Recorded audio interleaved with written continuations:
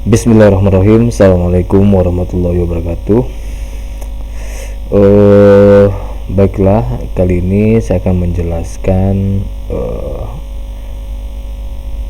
tutorial penggunaan aplikasi e-pelayanan, atau di sini dibuat namanya ya jadi Mimpisari, yaitu mengurus izin siap 1 hari untuk pelayanan pengurusan perizinan dan non perizinan online pada Dinas Penanaman Modal dan Pelayanan Terpadu 1 Pintu Kabupaten Rokan Hulu.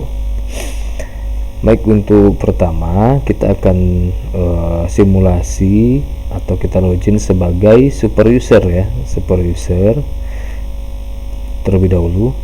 Oke. Nah, di sini sudah saya siapkan Firman SNTS ini sebagai super user ya. Nah, di sini di halaman super user kita masuk dulu ke super user. Nah, ini di halaman super user ini ada 2 menu, yaitu pertama menu master dan yang kedua itu menu pengguna. Pertama di menu master ini ada core. Nah, core ini berisi dari detail dari OPD ya, dari OPD yang akan menggunakan. Nah, mulai dari nama SKPD-nya, nama kota, kemudian ini berkaitan dengan surat menyuratnya nanti. Jadi nanti misalnya Pasir Pengarayan tanggal berapa dikeluarkan suratnya, seperti itu.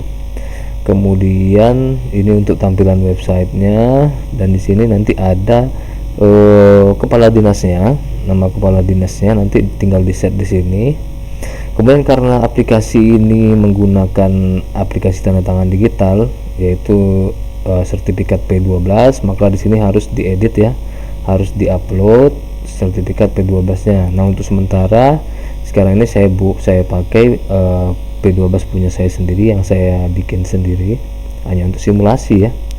Kemudian di sini tanda tangan digitalnya, gambarnya ya, gambar tanda tangan digital. Nah, ini untuk kepala dinasnya, sementara yang di bawah ini untuk kepala dinas tapi yang AN bupatinya yang di bawah ini. Jadi kalau ada perubahan nanti tinggal diubah saja di sini.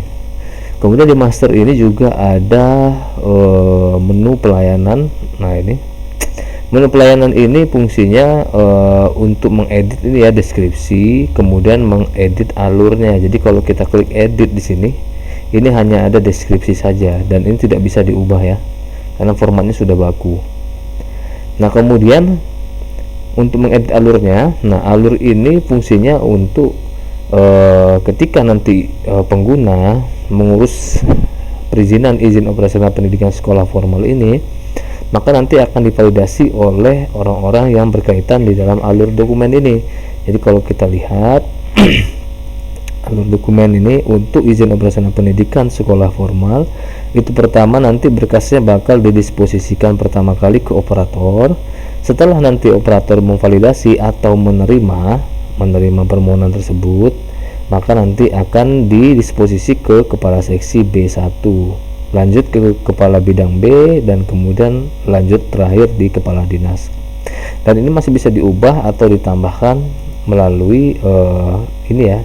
Jadi yang sudah ada di sini bakal hilang di sini, tinggal yang belum ada saja di sini, seperti itu. Dan ini juga bisa dihapus ya, bisa dihapus. Seperti itu, yang lainnya juga sama. Kemudian di persyaratan. Nah, ini juga setiap jenis perizinan ini memiliki tempat untuk mengatur persyaratannya. Misalnya izin operasional pendidikan sekolah formal ini kan. Kalau kita klik di sini, nah maka akan kelihatan di sini nanti formulir pengaturan persyaratan untuk izin operasional pendidikan sekolah formal ini. Jadi kalau misalnya ada yang kurang tinggal ditambahkan di sini, dan kalau misalnya salah tinggal diedit atau dihapus jika mau dihilangkan ya, seperti itu. Kemudian di sini juga ada menu halaman. Nah, menu halaman ini fungsinya untuk tampilan depan tadi, yaitu tentang aplikasi, kemudian dasar hukum, kemudian panduan pengurusan. Nah, ini kalau misalnya kita mau nambah lagi tinggal ditambah di sini. Ketikkan judul di sini, kemudian judul singkatnya, ini eksternal atau tidak. Kalau dia tidak, berarti nanti disuruh nginput seperti ini ya, menginput isi artikelnya apa, pilih gambar, terus dia kalau ada berkas pilih berkas, kemudian disembunyikan atau tidak Kalau misalnya mau ditampilkan, pilih tidak, seperti itu. Tapi kalau dia berupa link, kita tinggal pilih saja yang eksternal ini ya. Nah, nanti kita disuruh masukkan URL eksternalnya, kemudian targetnya itu save atau buka tab baru, seperti itu. Oke, ini untuk halaman ya. Sama seperti ini juga bisa diedit ya. Nah, seperti ini contoh saja. Kemudian di master ini ada slider. Nah, di halaman depan juga ada menu slider ya. Di halaman depan itu ada gambar bergerak. Nah, itu bisa diedit dari sini, bisa dihapus dan bisa ditambahkan lagi. Oke, seperti itu. Kemudian terakhir di dalam master ini ada FAQ ya, frequently asked question. Nah, di sini bisa ditambahkan lagi, misalnya pertanyaannya apa, jawabannya apa, seperti itu ya. Atau mau diedit juga bisa ya. Simpan misalnya. Nah, berhasil mengedit seperti itu. Oke, untuk master sepertinya cuma segitu saja. Kemudian coba kita masuk ke pengguna. Di sini pertama kali ada administrator ya. Nah, administrator ini tinggal kita atur saja nih, dia ini sebagai apa, sebagai super user kah, sebagai operator kah, atau sebagai kepala seksi saja, atau dia ada banyak level sekaligus.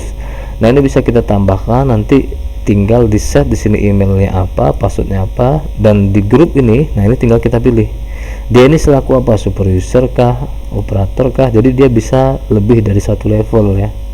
Nah, seperti itu.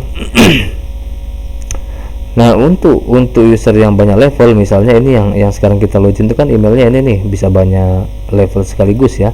Kita bisa klik di dashboard, kemudian kita pindah ke, nah di sini untuk pindahnya, misalnya kita mau pindah ke laman kepala bidang B misalnya. Nah, sekarang kita sudah di kepala bidang B.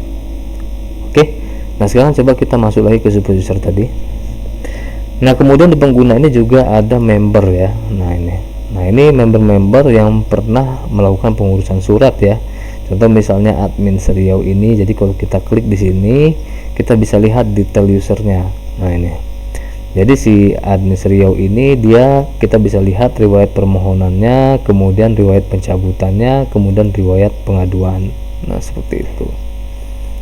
Kemudian di member ini kita juga bisa mengedit datanya, kemudian mengedit password, kemudian memblokir ya.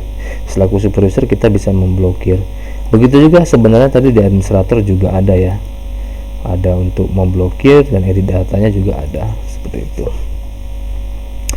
Oke, kemudian terakhir di menu super user ini ada laporan ya. Laporan permohonan dan pengaduan. Nah, ini periodik ya. Bisa per tanggal, bisa per bulan, bisa per tahun. Nanti lebih jelasnya nanti kita sampai ke sini ya. Oke. Nah, untuk super user seperti itu ya fitur di super user seperti itu.